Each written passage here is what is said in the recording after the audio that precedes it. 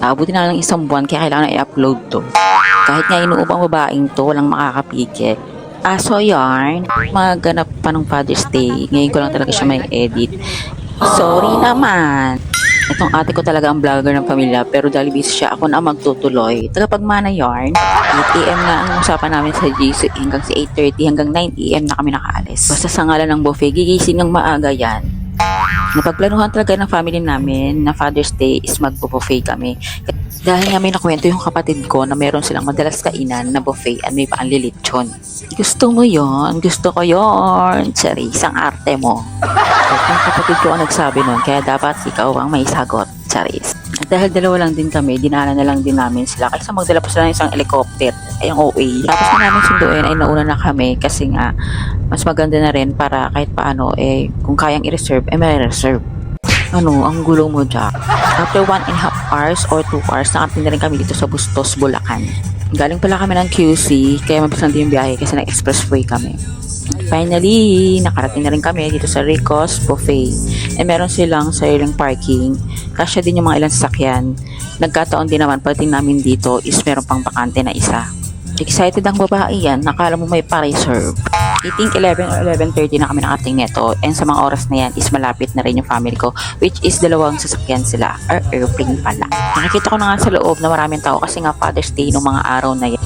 Walk-in nga lang kami rito and ang count namin is nasa 28, ganon. Pagbaba nga namin ng parking, isa mga ko ng kapatid ko sa loob para itanong kung anong oras kami pwede kasi nga big family kami. At dahil walk-in nga kami, buti tinanggap pa yung reservation namin which is meron pa daw 1 PM pwede. Nagantay muna kami dito sa labas kasi malapit din naman yung family ko. At ayan, may pa-feast card. Pa-feast card? Akala mo naman. Hindi ka nakakabusog, te. Ganyan, dumating na rin sila. Yes, kompleto na kami. And wala pala si manager ng pamilya. Kaya kulang kami ng isa dito. Sorry naman, Jericho. Ano kaya iniisip na ni Sir Tad? Sa uunahin niya, kanin o lechon? Hindi nga siya kumakain ng lechon. Charis. At dahil kumpleto na nga is pumasok na kami sa loob and para itanong na rin kung pwede na. So mga 15 minutes pa kami nag-antay sa loob kasi nga meron pa sa loob and marami kasi kami big group kaya syempre onting pasensya. May nakausap nga rin kasi ako dito dahil masarap nga talaga dito kaya marami pumupunta. Alam nyo na kung saan may masarap, pinupuntahan. Dito nga sa Rico's Buffet is 399 per person. Libre din yung birthday celebrant or birthday of the month. Ganon. And may discount din sila for PWD and senior. So, pagpunta mo dito sa counter is bibigyan ka na ng plato. Pagkabayad mo, bibigyan ka na ng plato. Then, ayan, pwede na kayo pumasok sa loob. So, ito na nga, pagkabayad namin dito, yan, so, big group talaga, ayan, naka-reserve na siya. Sakto lang din talaga sa amin. Yung 3 tables, and 1, 2, 10 sa kabilang side yung isang table. First time nga namin dito sa Rico's Buffet, kami ng family namin. So, ito-try na namin. Medyo malaki din talaga yung space nila. Pwede siya pang big event. Ayan, for any occasions. Ayan, mahaba rin yung table. So, sakto nga sa amin yung table na yan. So, kukuha na kami ng food. Ito talaga yung unang pinuto ko yung unlilitsyon. Kahit nanginginig na yung sa gutom yung babae niya. Charis.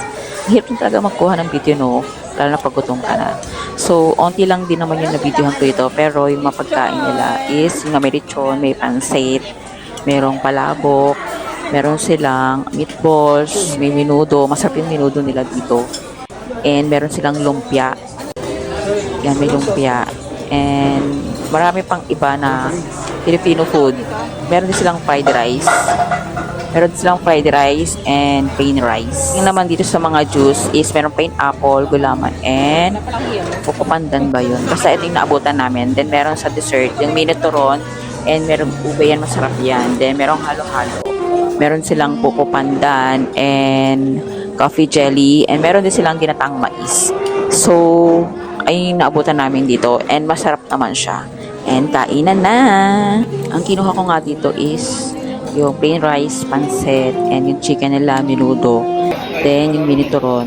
Then, yung dessert nila may ube na hindi ko alam kung nasa ibabaw, basta masarap siya.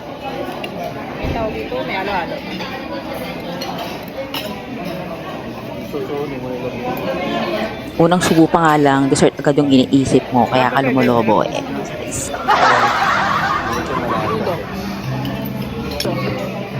So, legit nga ang chismis. Masarap na talaga dito sa Ricos Cafe. And yun nga, ang lechon. Eh, kahit yung mga pamangkin ko na malakas kumain, and yung mga boys, talagang busog na busog sila. 'Di ba? So, dito ko na tatapusin yung video.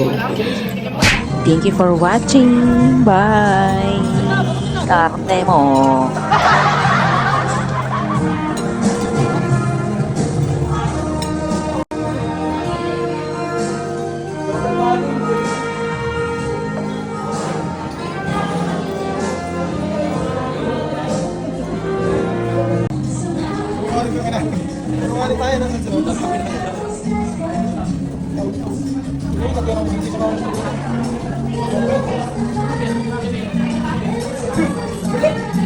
Yeah.